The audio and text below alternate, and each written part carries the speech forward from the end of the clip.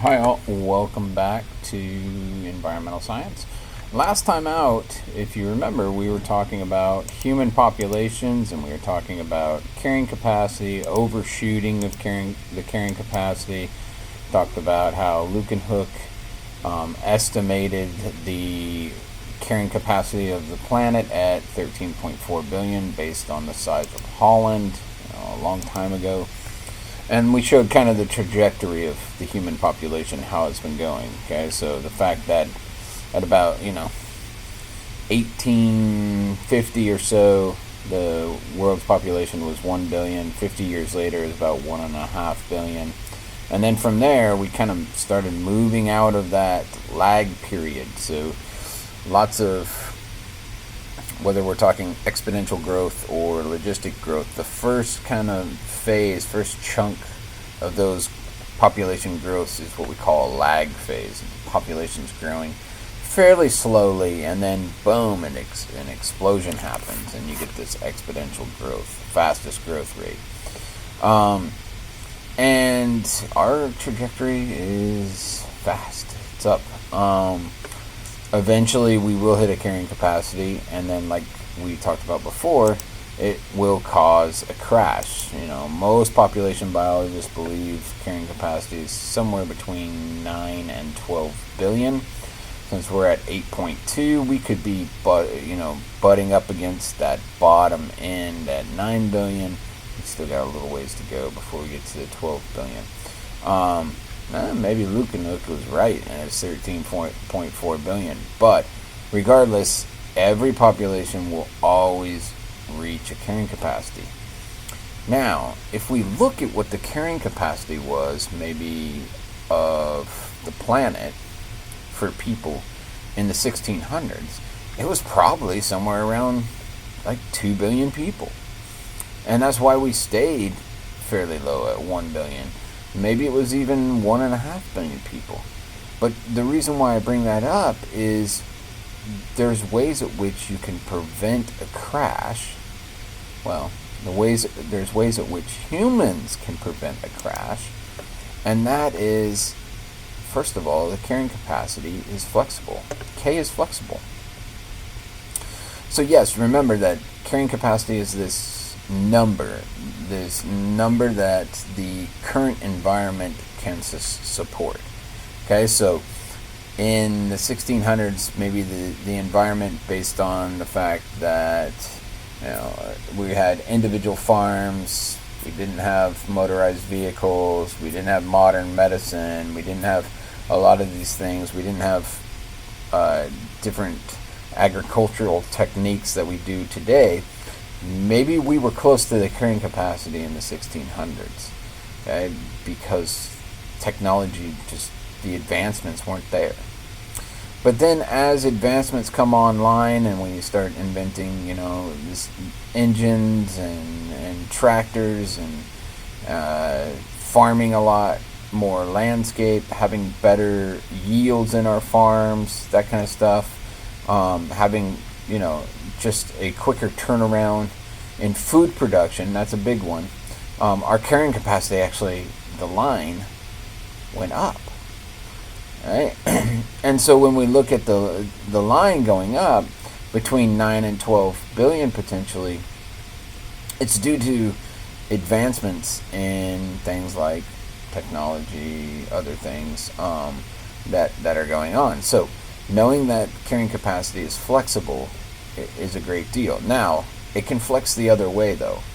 So I don't want you to forget or think that it only goes up. It can definitely go down. So let's say we destroy habitat, we destroy our water to the point where it's not palatable. You can't drink it anymore, and the amount of energy to remove the waste products out of it's not going to happen.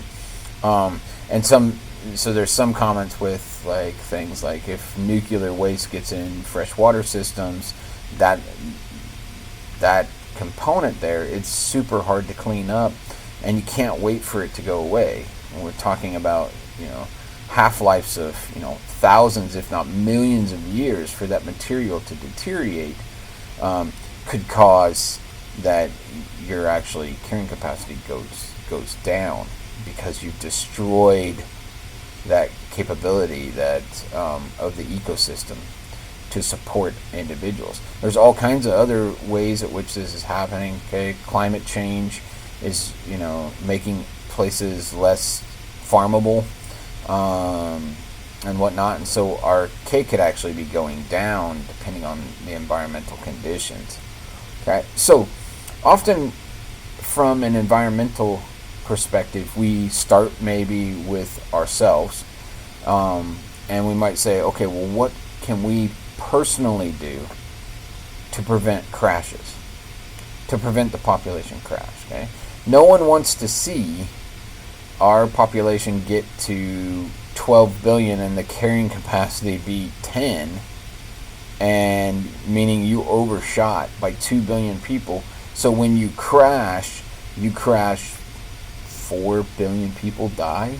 You don't get to choose what 4 billion people die, because normally what the cause of all those individuals dying is either a starvation, or starvation and disease outbreaks, or war or something along those lines. In extreme competition, which is what we call war typically.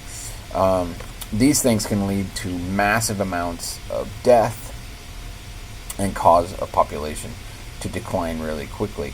I think most biologists, environmental science, would say that a population crash driven by war is highly unlikely, but that could cause population decline, and you have that decline with disease outbreaks, with starvation, with a famine, with drought.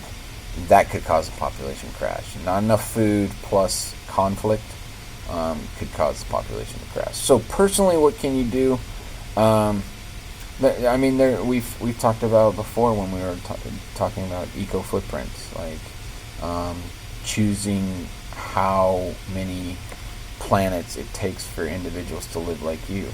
If you cut back on resources, if you cut back on your transportation, if you cut back on, how much maybe red meat you eat, and from a personal perspective, if you cut back on your eco footprint, okay, it's possible that if enough individuals made decisions like that, that the carrying capacity could just go a little higher. Like if you can cut a planet out of your life, or how much you need, then that means maybe there's enough for another individual to consume on the planet.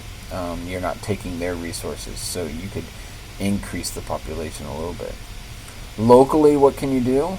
Okay, we looked at lots of reasons why we all have, especially in the United States, we all have a huge ecological footprint. Well, a lot of it has to do with things like food. The fact that when you go and you reach and you grab yourself a banana, well, unless you're in Florida or Hawaii, that banana didn't come from your neighborhood, most likely. Okay? That banana most likely came from somewhere in Central America or northern parts of South America, maybe Ecuador or Costa Rica. So these places produce lots of bananas. And so that is an eco footprint, though. You're eating material that had to travel on. How does it get there? It gets there by using fossil fuels. And so consuming a banana that costs you $1, it may or may not cost a lot more in the grand scheme of things from the production or of carbon dioxide, or the effects of having consumed fruit from different regions. Now, I'm not saying that from a personal perspective you shouldn't eat bananas, not at all. I'm just saying realizing that that's part of your eco footprint can help you maybe change that portion of your eco footprint. So in other words, buy locally, eat food that's locally grown. So have a good portion of your diet being locally grown food.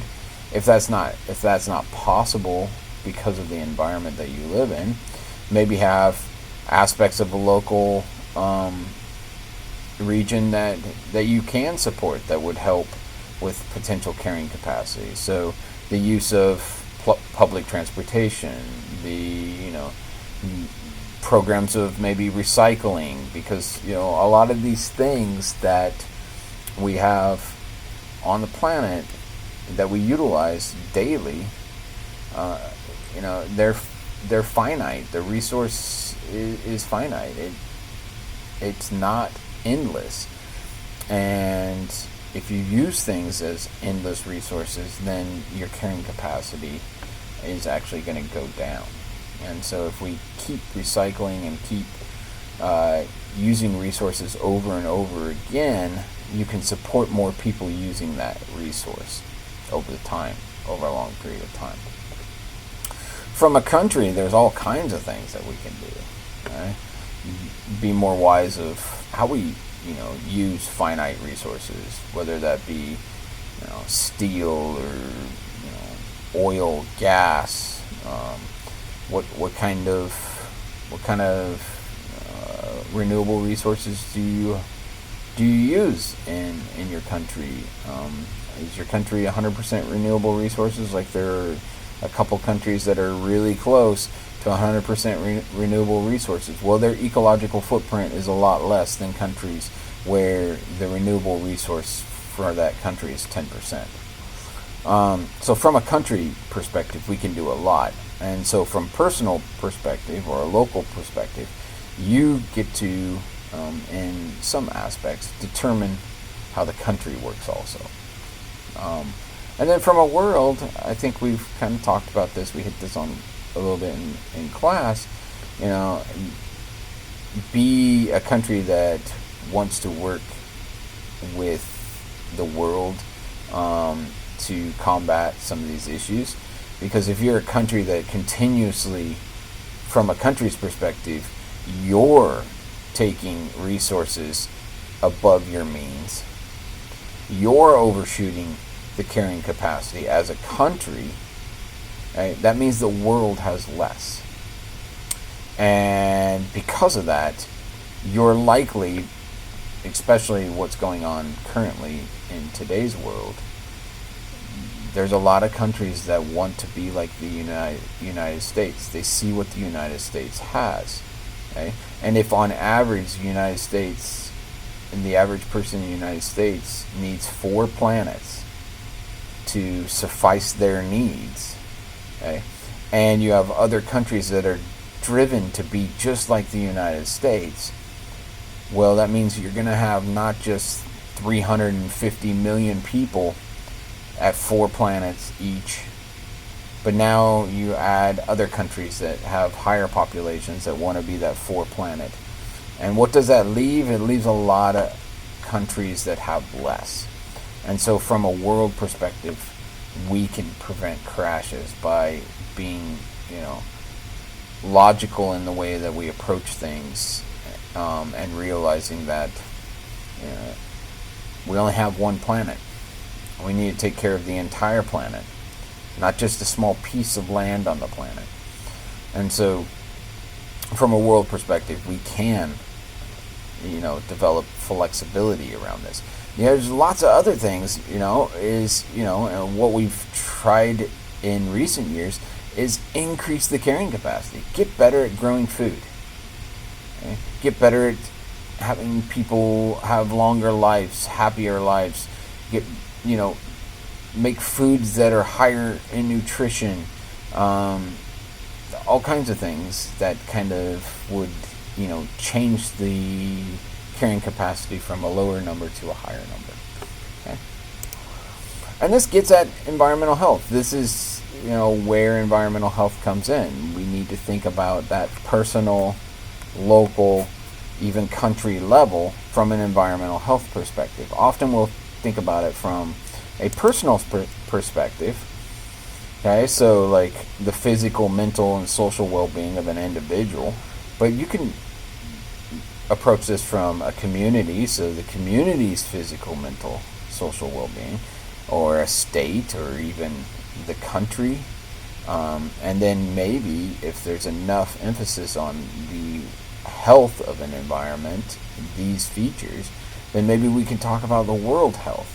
Okay, we have the WHO, the World Health Organization, which is attempting at least parts of this social well-being, maybe a little bit in mental and physical, but the environmental part could be missing. They do concentrate a lot on diseases and how diseases change over time. But what part of the environment is driving those disease outbreaks? What part of the environment is changing the way humans react to diseases? Okay? A lot of this is missing. And so those are other things that we could do as a community or individually. You can be a part of that. Okay? So disease, abnormal change in the body's condition, it can be the result of many different things. It can be physical, it could be psychological. There's lots of ways in which we can talk about disease. We know that diet and nutrition and other things are super important for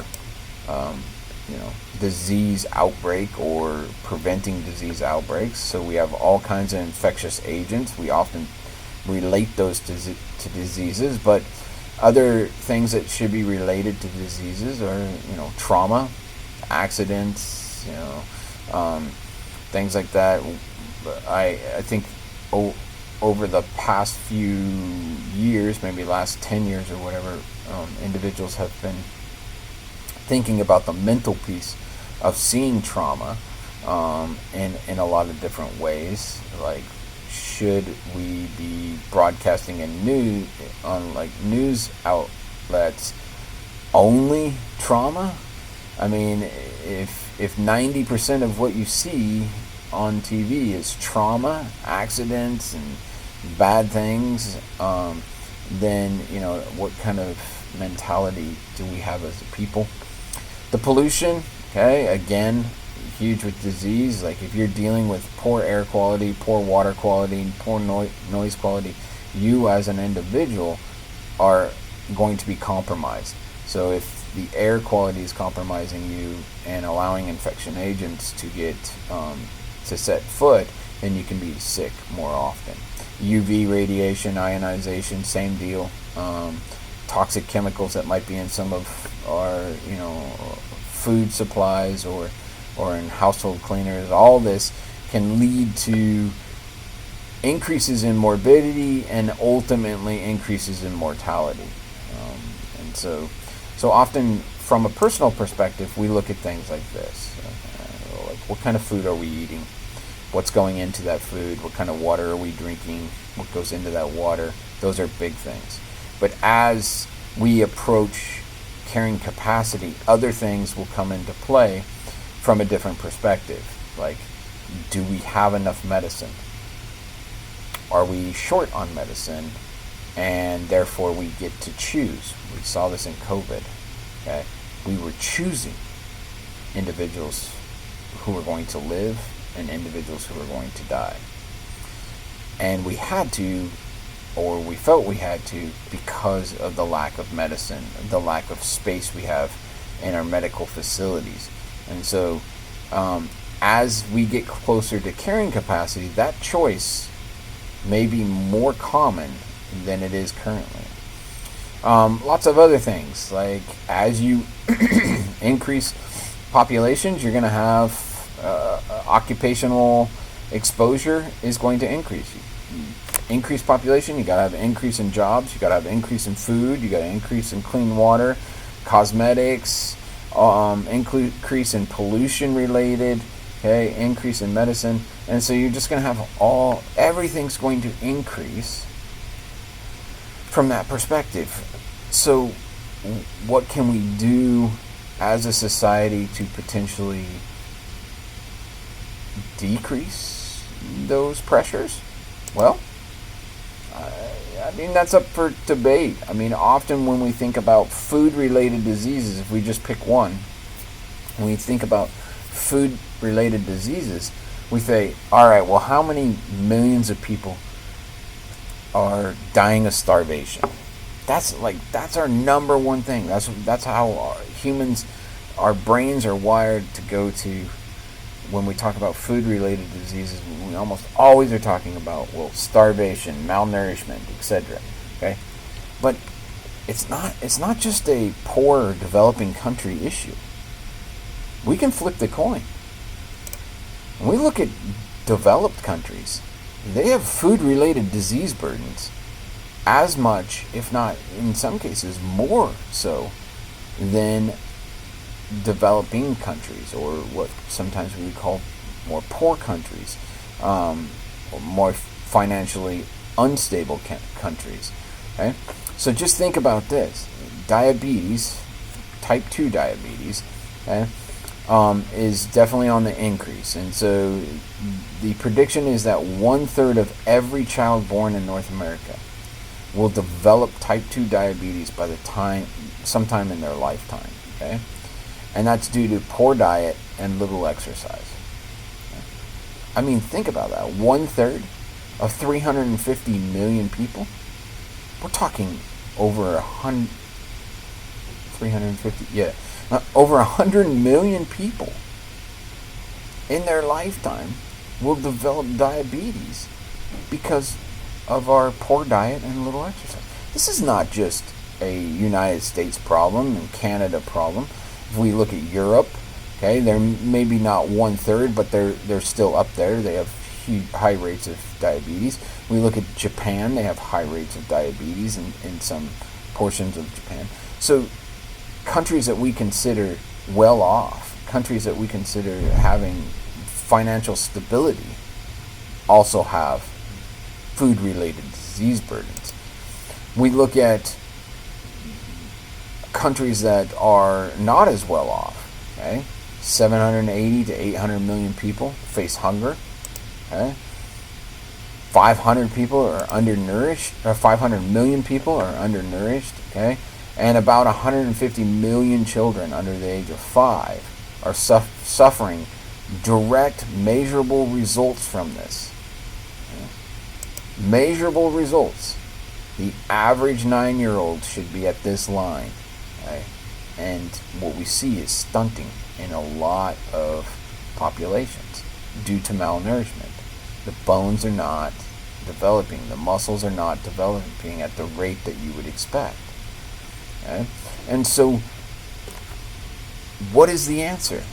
What's the answer to world hunger? What's the answer to increased rates of diabetes? I think that's like a good question. I don't have a great answer for it, but as environmental science goes forward, we have to answer it with something. Like, what do we do? How did we get to this point? How did we get to 8.2 billion people from 1 billion people on the planet? Well, is the answer more technology?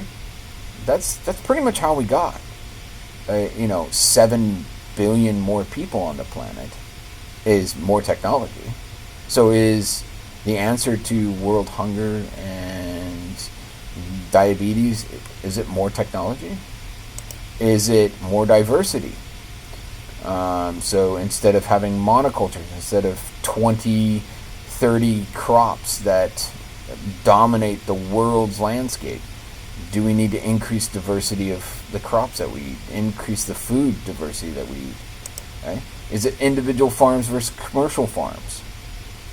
Okay? Do we need to stop commercializing our food and have individuals be, the providers of food? Is that the answer?